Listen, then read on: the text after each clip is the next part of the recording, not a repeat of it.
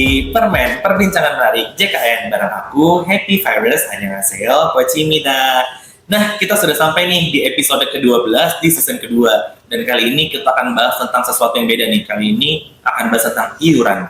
Nah, kali ini kita sudah kedatangan dua Mas dan Mbak yang ganteng dan cantik dari bagian keuangan. Kita sambut Kak Dea dan Kak Ojan.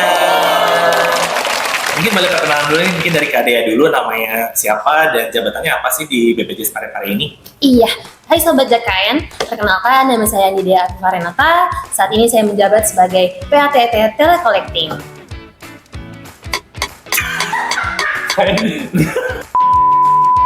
Dan saya Fauzan Kamil, yang biasa panggil Fauzan, menjabat sebagai PATT Telecollecting. Oke, Mas Ojan dan Kak Dea. Hari ini kita bakal bahas tentang iuran nih, karena banyak nih orang-orang yang bertanya-tanya, apalagi sekarang lagi mulai banyak info ya, apakah iuran naik atau enggak, kemudian apakah worth it atau tidak iuran yang dibayarkan peserta. Nah, sekarang aku mau tanya, berapa sih iuran peserta itu sendiri yang dibayarkan kalau dia daftar jadi peserta mandiri? Mungkin Kak Dea bisa bantu jawab.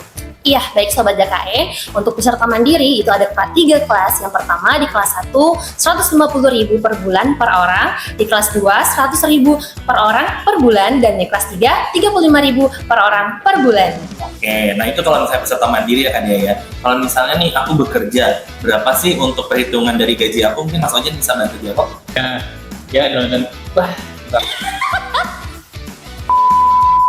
dan untuk pekerja itu terdiri dari 4% dan 1%. Yang 4% itu dari pemberi kerja dan 1%-nya dari pekerjanya sendiri. Oke, berarti untuk masing-masing segmen itu ada iurannya ya. Jadi kalau misalnya aku mau pilih mandiri, aku pilih kelasnya tadi ya. Kalau misalnya dari aku pekerja, berarti otomatis ya kalau Jen ya, langsung dipotong dari gajinya. Oke, nah sekarang aku mau khusus tanya tentang yang peserta mandiri aja, karena banyak sobat JKN di sana yang memilih untuk mendaftar jadi peserta mandiri. Untuk pembayarannya kira-kira kapan sih dibayarin maksimalnya setiap bulannya itu supaya aku nggak terlambat bayar? Mungkin Kak Jen bisa jawab. Jadi pembayarannya itu setiap maksimal tanggal 10, jadi mulai tanggal 1 boleh melakukan pembayaran. Kalau gitu aku bisa bayar di mana aja sih maksudnya? Kalau pembayaran melalui banyak hal. Yang pertama mulai dari mobile banking ada, e-commerce juga bisa, dan kantor pos juga bisa, dan beberapa tempat yang lain. Oke, berarti banyak ya, bisa melalui online dan bisa offline juga ya. Kalau misalnya aku mau bayar langsung 2 bulan atau 3 bulan bisa nggak sih? Karena biasa kan orang kalau udah tua ya, was-was takut lupa bayar. Bisa nggak sih Kak Dea, misalnya mau bayar langsung 12 bulan gitu? Untuk pembayaran di rapel kayak gitu sebenarnya bisa. Jadi kalian bisa buka m-banking, di situ nanti kalian bisa lihat kelipatan dari iuran per bulan yang ingin Anda bayarkan. Jadi semisal 150.000 kamu bayar per 2 bulan, per 3 bulan, itu bisa. Asalkan iurannya itu per kali lipatnya, nggak setengah-setengah. Misalkan 150.000 harusnya sebulan, malah biar 200.000 itu nggak bisa. Oke, berarti kalau misalnya uangku cuma ada 200.000 nih, tapi aku kelas 1 mau bayar 2 bulan nggak bisa ya? Bisa. Harus 300.000 ya, Iya, karena iya. harus kelipatannya ya. Iya, betul. Oke, berarti nggak bisa seberasa uangku berapa gitu ya. Oke, nah kalau misalnya nih, aku sampai misalnya mau bayar lewat bulan, ternyata aku terlambat, apakah aku akan kena denda? Misalnya denda lebih dari 1 hari, aku dibayar kena denda 1.000, 2.000, itu benar nggak sih? Coba Kak Dea bisa jelasin nggak? Untuk denda itu nggak ada ya teman-teman, jadi banyak yang mispersepsi nih, merasa telat bayar malah jadi kayak oh ada denda nih, aku kena denda. Nggak ada ya teman-teman, kecuali memang lewat bulan itu ada denda, tapi namanya denda rawat inap. Jadi bukan denda dari BPJS-nya, tapi denda rawat inapnya. Begitu, itu pun masalahnya cuma 45 hari dari masa pembayaran kita gitu. Oke, kalau misalnya itu berarti nggak ada denda keterlambatan harian ya? Iya. Adanya tadi denda pelayanan ketika rawat inap ya? Iya, Nah betul. itu mekanismenya itu sendiri gimana sih Kak Dea? Untuk denda rawat inap itu sendiri besarannya itu 5% dikali bulan menunggak dikali diagnosa penyakit. Oke, nah itu tuh tadi kalau Kak Dea bilang 45 hari sejak dibayarkan.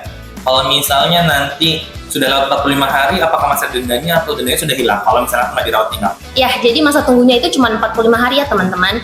Jadi setelah 45 hari itu otomatis denda rawat inap itu masa dendanya akan terhapuskan. Oke, walaupun aku nggak dirawat inap ya. Jadi Iya, betul. kalau nggak dirawat inap selama 45 hari, jadi nggak ada denda sama sekali Iya, ya. nggak ada sama sekali. Nah, waktu itu kan pernah dibilang nih, katanya kalau misalnya denda itu tuh bisa kena berkali-kali selama aku 45 hari itu. Misalnya hari pertama aku dirawat inap kena denda, nanti sudah keluar, kemudian 1 minggu berikutnya aku masuk rawat inap lagi kena denda lagi. Emang iya kan ya? Iya, jadi dulu itu memang seperti itu, tapi untuk saat ini sesuai dengan peraturan presiden terbaru sudah tidak ada lagi. Jadi selama 45 hari itu cuma boleh 1 kali masa denda dengan maksimal 20 juta rupiah. Oke, berarti kalau misalnya aku dirawat berkali-kali ya dendanya hanya dikenakan 1 kali ya. Iya, betul. Wah, ini meringankan sekali, berkata ini kayak diskon.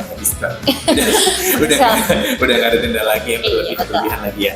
Nah, kalau misalnya tadi kan aku misalnya sampai telat, tapi kan kita kan nggak mau sampai telat. Kira-kira ada nggak sih notifikasi ke kita yang memberitahu kita bahwa bulan depan tuh kita harus sudah mulai bayar? Ataupun kalau misalnya aku sudah menunggak, ada nggak sih orang yang ingetin kita? Mungkin Kak Ujin bisa bantu jawab. Oh, jangan. Jadi peserta yang menunggak akan diingatkan oleh kami petugas teleclipping biasanya melalui telepon dan melalui media chat WA, dan biasanya akan ada WA blast melalui pusat yang akan dikirim masing-masing peserta. Oke, itu kalau yang menunggak ya Kak Ujin ya. Kalau yang nggak menunggak, Jadi peserta yang tidak menunggak akan ada pengingat dari pembaca JKN sendiri, dan notifikasinya akan ada setiap per bulannya akan diingatkan oleh peserta. oke, berarti sungguh bermanfaat ya kalau misalnya kita download aplikasi Mobile JKN ya. Jadi Mobile JKN ini nggak cuma untuk akses pelayanan, tapi ada notifikasinya supaya kita nggak lupa bayar ya Kak Ujin ya. Tapi kalau misalnya kita lupa bayar pun tenang aja, ada Kak Dea dan Kak Ujin yang bakal nelponin ya. Tenang aja, mereka tuh tidak hanya menagih, tapi lebih ke edukasi ya, dan advokasi untuk melakukan pembayaran iuran, karena penting sekali untuk sobat JKN di rumah, tapi pesertanya tetap aktif ya. Oke, lanjut. Kalau misalnya aku nggak mau ribet, bayar tiap bulan harus aplikasi mobile banking atau aku harus ke kantor pos untuk bayar, bisa nggak sih auto debit kalau untuk BPJS Kesehatan itu sendiri? Ada ya? Iya, untuk pendaftaran auto debit itu bisa sekali ya teman-teman. Jadi banyak banget kanal untuk pendaftaran auto debit. Lebih dari 955.000 kanal pembayaran yang bisa didaftarkan untuk auto debit. Nah, kalau tadi Kak Dea bilang banyak banget kan, gimana sih cara daftarnya kalau misalnya di wilayah Parepare itu sendiri deh, kalau lewat bank misalnya? Bisa Nah. Untuk di KC Parepare, untuk pendaftaran auto debit itu sendiri melalui bank ada Bank BNI, BRI, BSI, Mandiri, dan Bank BTN, bisa melalui mobile JKN. Oke, berarti bisa lewat aplikasi Mobile JKN ya. Nah, Iya. kalau misalnya aku adalah bapak-bapak dan ibu-ibu yang nggak punya HP, begitu-begituan nih, kadang kan ya namanya manusia, kalau misalnya udah lansia kan, kalau kata orang Sulawesi ada HP komeng-komeng, nggak bisa nih, bisa nggak sih daftar dibantu di kantor cabang Mas Ojan? Bisa dengan membawa kartu keluarga dan buku rekening yang akan digunakan. Oke, berarti cukup bawa aja ya, nggak perlu fotokopi ya, nggak bayar juga nih daftarnya. Oh, kirain kalau misalnya bantu didaftarin, kudu bayar. Kayak. Oke, kalau misalnya aku nih udah datang hari ini daftar atau misalnya lewat aplikasi, gimana sih untuk mastiin bahwa pendaftaran auto debit itu berhasil tadi ya? Untuk pendaftaran auto debit berhasil apa tidaknya bisa dicek di mobil JKN teman-teman. Jadi kalian tinggal klik auto debit, nanti di sana akan muncul pemberitahuan apakah auto debit sudah beralih atau tidak. Jadi kalau misalkan pas diklik ternyata kembali ke menu pendaftaran, berarti belum terdaftar ya teman-teman. Oke, berarti cukup dicek di aplikasi Mobile JKN ya. Kalau ketika diklik pendaftaran, dia langsung berproses untuk pendaftaran, berarti belum terdaftar. Iya, Tapi betul. kalau misalnya tulisannya untuk beralih, berarti sudah pernah terdaftar ya. Iya. Oke, mantap nih. Nah, tadi kita sudah banyak bertanya tentang iuran, besaran iurannya, bagaimana mekanisme pendaftarannya, pembayarannya, bahkan sampai dengan auto debitnya. Itu semua kemudahannya untuk peserta JKN, jadi nggak perlu ribet-ribet lagi untuk bayar secara manual.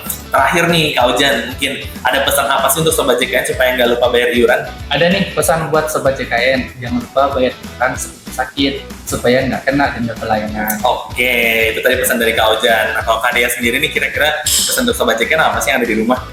Jadi buat Sobat JKN, jangan lupa bayar iuran secara rutin biar kepesertaan kalian tetap aktif dan bisa mengakses pelayanan kesehatan setiap waktu. Oke, mantap. Nah itu tadi ya pesan-pesan dari Kak Dea dan Kak Ojan. Intinya adalah bayar iuran tetap yang rutin guys, supaya tetap aktif dan bisa akses pelayanan kesehatan ya. Dan jangan sampai kena denda karena bayarnya waktu mau sakit ya. Oke, itu tadi Sobat JKN, bincang-bincang kita terkait JKN pada hari ini di episode ke-12 ini. Terima kasih untuk Kak Dea dan Kak Ojan sudah mampir di Permen berbincang menarik JKN hari ini. Semoga nanti kita bisa undang lagi ya, karena sibuknya luar biasa ini petugas-petugas ini. Karena saking banyaknya yang mau ditelepon, karena rindu dengan episode JKN. Oke, sebelum saya tutup, burung parkir terbang ke selatan, jangan tunggu sakit baru daftar BPJS Kesehatan. Akhir kata, bye-bye!